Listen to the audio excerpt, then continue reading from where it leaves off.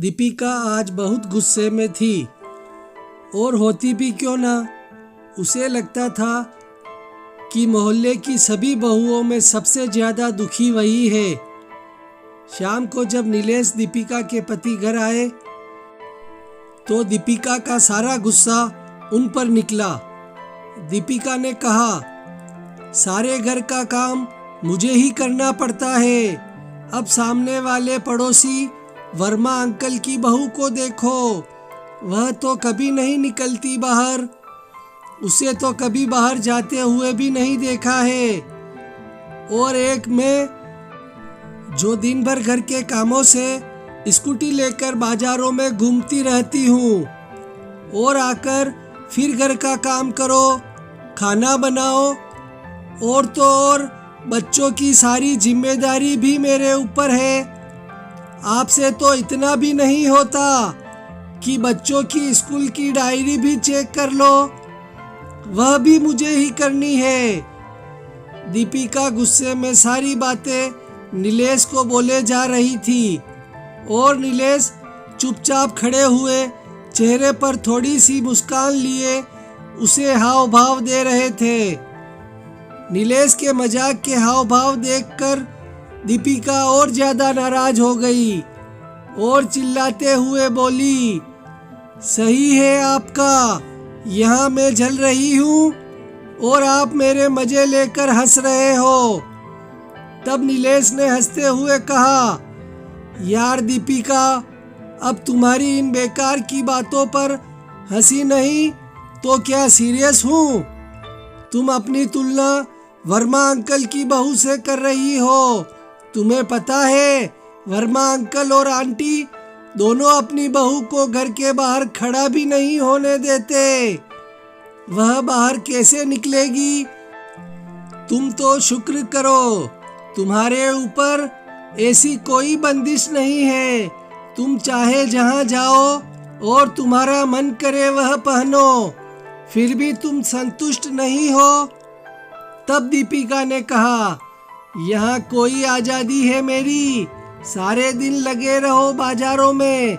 मैं भी चाहती हूँ कि कभी कभी मुझे किसी चीज़ के लिए बाजार जाने का मन ना करे तो वह चीज़ तुम मुझे लाकर घर पर दे दो।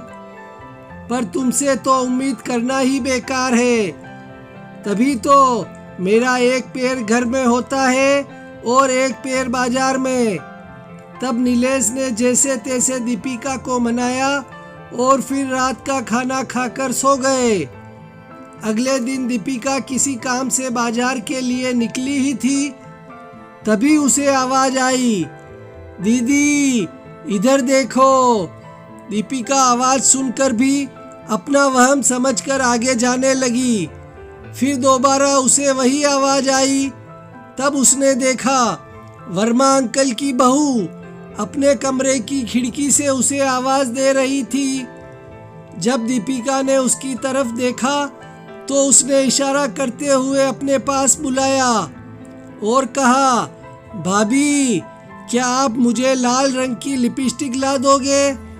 मैंने अपने पति से कहा था पर उनके पास समय की कमी होने की वजह से उन्होंने मुझे टाल दिया। कहा कभी और बाद में ला दूंगा। तब दीपिका ने कहा, अरे तो ऐसा करो, तुम चलो ना मेरे साथ। तुम बाजार भी घूम लेना और तुम्हें जो भी सामान चाहिए वह भी ले लेना और साथ ही हम दोनों गोलगप्पे भी खाएंगे। इतना सुनते ही वर्मा अंकल की बहू की आंखों से आंसू आ गए और वह बोली, दीदी मेरी किस्मत आपकी जैसी नहीं है। मैं अपनी पसंद से कुछ भी खरीद नहीं सकती हूँ। जो भी कुछ घर वाले अपनी पसंद से लाकर देते हैं वही पहन लेती हूँ। मैं बहू हूँ ना, तो यह लोग मुझे कहते हैं, बहू तुम चार दीवारी में ही रहो, तभी हमारे घर की शोभा है। आज के ज़माने में भी मेरी सास मुझे घर से बाहर जाने नहीं देती है और ना ही पड़ोस में किसी से बात करने देती है। तभी अंदर से आवाज आई, बहू और वह अपनी अधूरी बातों को बिना पूरा करे ही अंदर चली गई। और उसके अंदर जाने के बाद दीपिका यह सोचने पर मजबूर हो गई कि किस्मत किसकी खराब निकली, मेरी कि मुझे अपने घर और बाहर दोनों का काम संभालना पड़ता है, या वर्मा अंकल की बहू की, जो अपने घर के बाहर भी खड़ी नहीं हो सकती है। दीपिका सोचने लगी कि मैं तो हमेशा यही सोचती थी कि वर्मा अंकल की बहू के तो ऐश है, जो उसे घर पर बैठे बिठाए हर सामान मिल जाता है। पर आज वह अपनी किस्मत को सराह रही थी, क्योंकि चाहे काम के बहाने ही सही, वह घर से बाहर निकल तो सकती है, जिससे चाहे उससे बात कर सकती है, अपनी पसंद का कुछ भी खरीद सकती है। अगर मुझे ऐसे चार दीवारी में कैद कर दिया जाता तो आज वह भी ऐसे ही तड़पती जैसे वर्मा अंकल की बहू आज छटपटा रही है।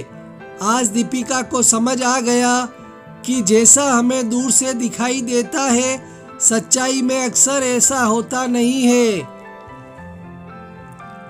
प्यारे दोस्तों, हमें जो भी मिला है हमें उसमें संतुष्ट रहना चाहिए, क्योंकि भगवान ने हमें हमारे हिसाब से सबसे अच्छा दिया है।